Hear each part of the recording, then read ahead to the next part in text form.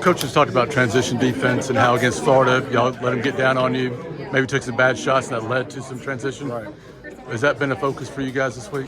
For sure, just really taking care of the ball, not trying to be on the floor a lot less because I mean that leads to easy transition points, playing 4-on-5 and 3-on-5 and stuff like that. So it's definitely been a talking point of us getting back in transition and us really just making their guards uncomfortable. I think that's the biggest thing in this game is just making their guards uncomfortable in order to come out with this win.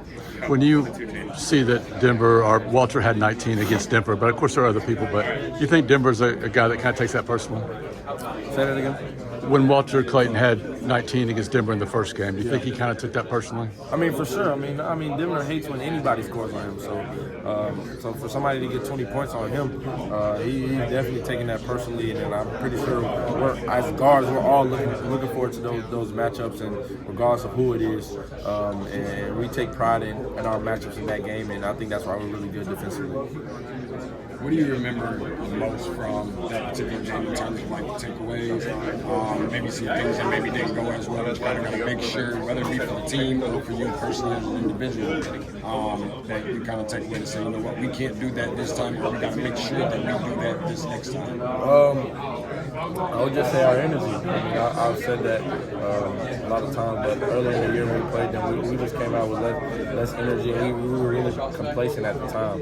And then again, we missed 40 shots that game, so and that's something that hasn't happened since that game. So I think those two things, as long as you pick that up, and us missing 40 shots is not going to happen again. So those two things for sure. Every year around this time, there's always conversations about how much smaller the rim appears to be when it comes to shooting in an open space.